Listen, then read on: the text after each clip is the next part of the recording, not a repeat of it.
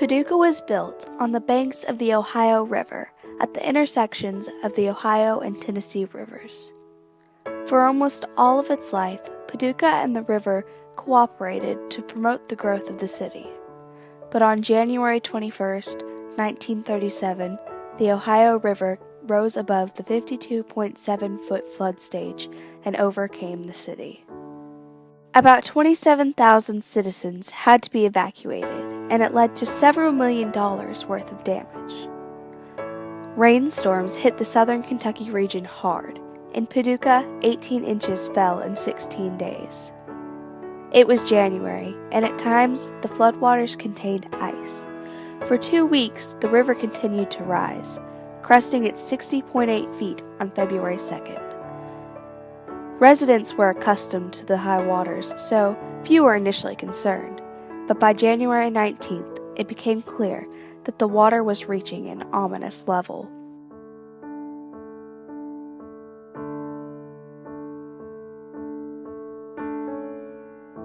An owner of a house near the river had a pet cow named Bossy. When the water came up to the second floor, he didn't want poor Bossy to suffer, so he put her on the second floor balcony and came by on a boat to feed her every day. Until recently, there has been a cafe in the old house called the Stranded Cow.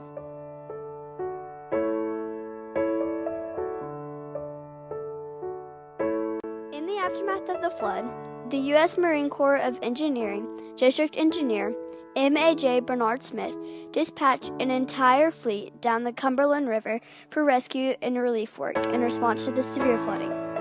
The bridges were too low to allow the vessels to pass under, so the vessels were forced to steam across farmland and bridge approaches, dodging telephone and power lines. Speaking of the 37 flood in Paducah, my mother, father, nephew, and half-brother were the last family to move out. We lived at 22nd and Harrison Street, and the people in the boat told us we were the last out. They took us by boat to 29th and Jefferson Street, then from there in a CC cart truck to the Arcadia School to be moved to another place. We took the school bus to Heath High School. We were all wrapped in blankets and what clothes we had on, as we were the only ones there at the school that had something to sleep in. In the library, they moved the tables in squares to make a makeshift room. My nephew Louis was only 5 years old.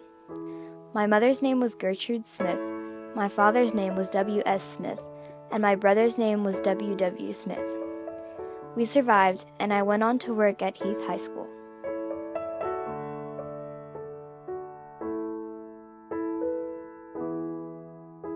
Although only 10 people were killed during the flood, countless others' lives would never be the same.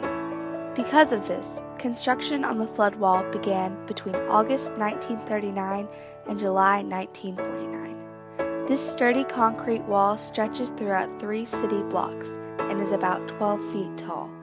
The wall serves as protection from severe flooding and ensures that the lives of Paducah citizens are not subject to change via flooding.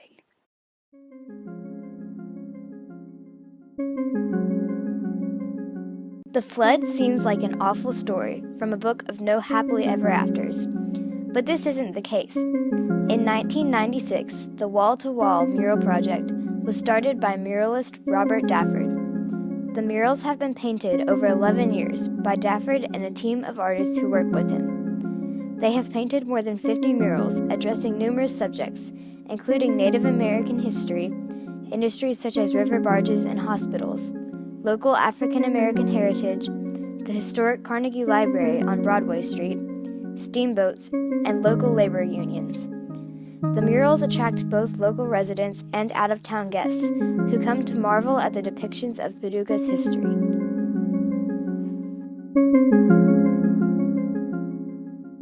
During the years before the flood, the Market House Theater was actually a simple marketplace. Then, on October 14th, 1963, a group of 8 interested people met to form a theater group in Paducah, Kentucky. The first play presented by the Market House Players was The Male Animal at the IBEW Union Hall. hall, while negotiations were underway to use the Market House building as a permanent home. The second play was produced in the Market House building, and the group has called it home ever since.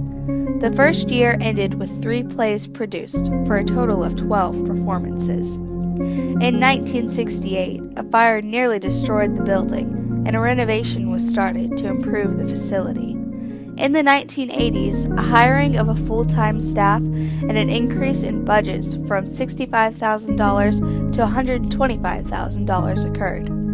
Market House Theater has become a non-profit organization.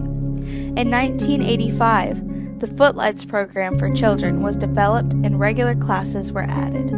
Audiences continued to increase, and by 1990 were reaching 15,000 plus.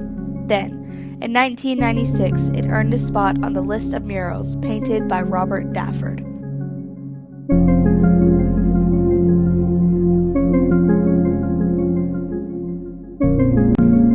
This floodwall mural shows Broadway, Paducah's main street. This scene takes place in the 1940s, when downtown was the center for Paducah's main activities. Some of Paducah's landmarks shown in the mural include the Guthrie Building, the 1937 Post Office, Palmer House Hotel, Citizens Bank Building, and the Columbia Theater. Downtown Paducah today is a lively and artsy community. There are numerous boutiques such as Simply Be. The food downtown ranges from a delicious variety of drinks at Etc. Coffee House to elegant, tasteful foods at Doe's Steakhouse. Every year, the Lowertown Arts Festival is held, where local artists can show off their painting, sculpting, and other art skills. Downtown Paducah is riddled with art galleries, filled with unique and creative styles. The Yeiser Art Center, or YAC, is a place for rising artists' pieces and photographers' works to be showcased.